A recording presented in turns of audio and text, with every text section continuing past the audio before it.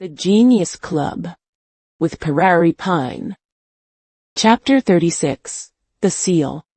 Click, click, click. Nema turned and left after speaking. The sound of her high heels hitting the floor was so oppressive it took one's breath away, as if each step landed on a rib.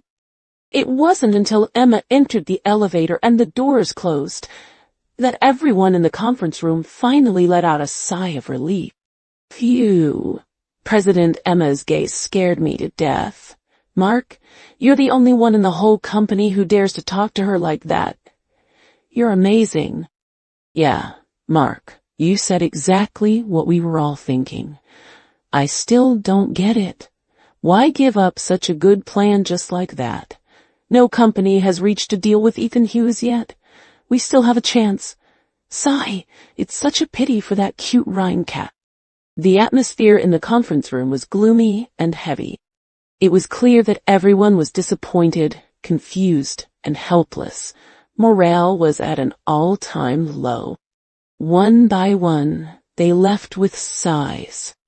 After all the meeting attendees had left, Alex packed up the Rhine cat dolls on the table one by one and took them back to his office.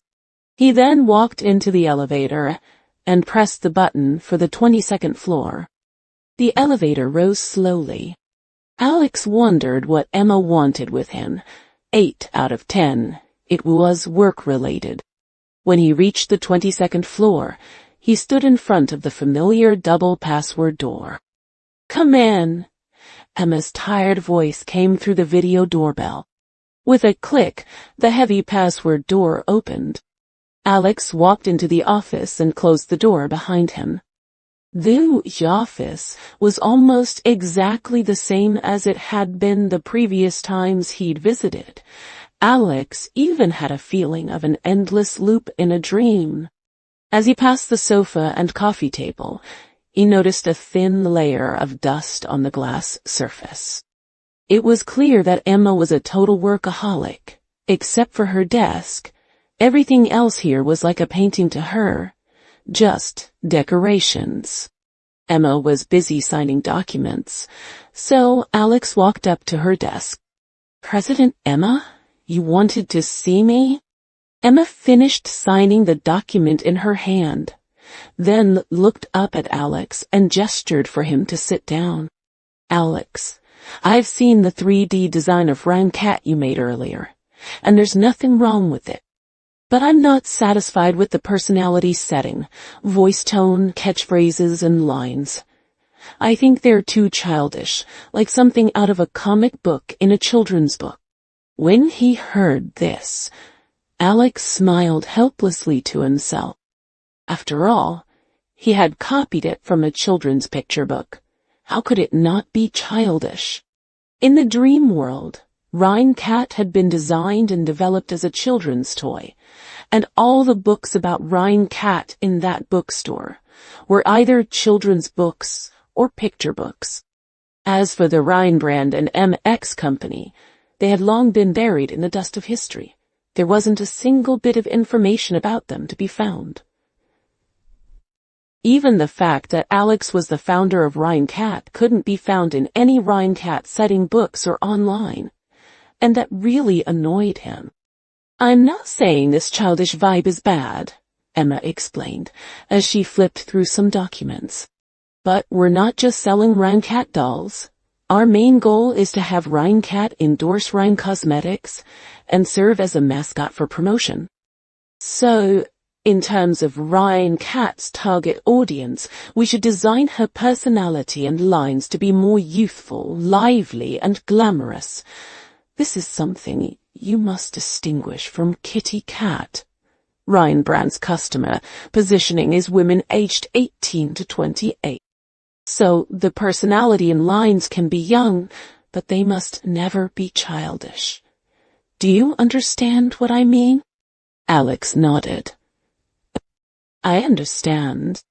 Emma couldn't find the document she was looking for and reached for another stack. I remember. I put your previous design draft here. I made notes on it. Rustle, rustle, rustle. Countless sheets of paper fluttered down. Emma's desk was so cluttered with documents that when she reached for one stack, she accidentally knocked over another. It collapsed instantly, scattering all over the floor. Alex bent down, picked up the documents one by one, and stacked them neatly in his arms. Suddenly, he saw a small object that made his heart race. He froze for about half a second, then calmly picked it up with his left hand, pretending nothing had happened as he continued sorting the scattered documents. After stacking them neatly on the floor, he placed them back on the desk. He then naturally slipped his left hand into his pocket, tucking the stolen small object away. Emma pushed the documents aside slightly. "I'm sorry, my desk is such a mess. Haven't had time to clean it up." Alex shook his head. "President Emma, actually, you could hire a secretary to help you with these trivial matters." Emma brushed the hair off her neck and smiled meaningfully. "No, thanks. I'll handle it myself." "Ah, here it is, Alex. Here you go." Emma handed Alex the design draft with various notes, revisions, and comments on it. It was the same one he had submitted to her earlier. It was covered with dense annotations and suggestions, written very carefully and meticulously. Alex nodded and took it. "Okay, I'll go back and revise it again." Bang, ditty. The heavy password door closed behind him. Alex stood outside, feeling like he was in a different world from Emma. But now, Alex touched the round, hard object in his left pocket through his pants. It was a big gain. He glanced back at the heavy double password door, then turned and walked toward the elevator. He stepped into the elevator and pressed the button for his office floor. The elevator creaked downward. As Alex touched the object he had stolen in his pocket, his heart beat faster and faster. Although he stole things casually in his dreams almost every day, this was the first time he had done it in reality, and he couldn't help but feel nervous. Ding! The elevator doors opened, and Alex hurried back to his office. Click, dot. He locked the door behind him, then finally let out a long sigh of relief. Stealing something in reality for the first time is really thrilling, and what I stole is something incredible. He slipped his left hand into his left pocket and pulled out a small, flat, red wax block. He pinched it between his index finger and thumb, spinning it gently. The red wax block was slightly larger and thicker than a standard penny, and its shape was not a perfect circle. Alex had seen it before.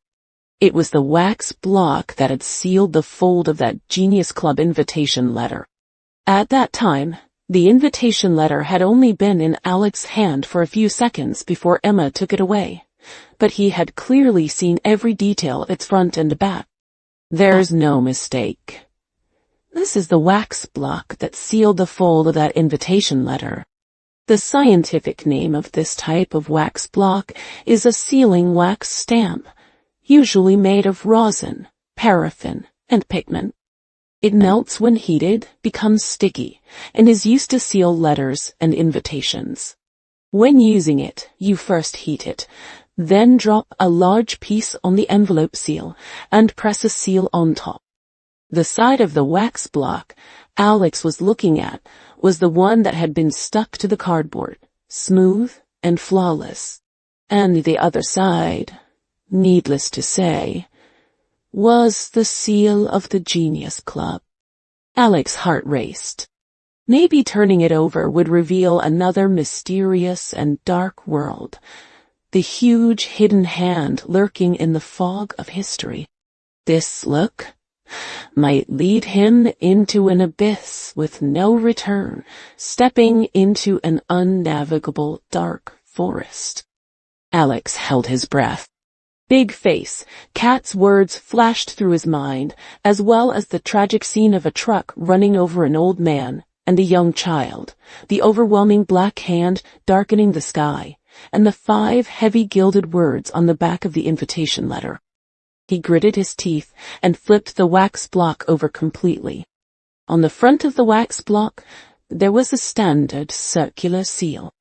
Inside the circle was a right hand with the index finger pointing straight at the sky. And below the circle, 2 English words were written evenly: Genius Club Dodie.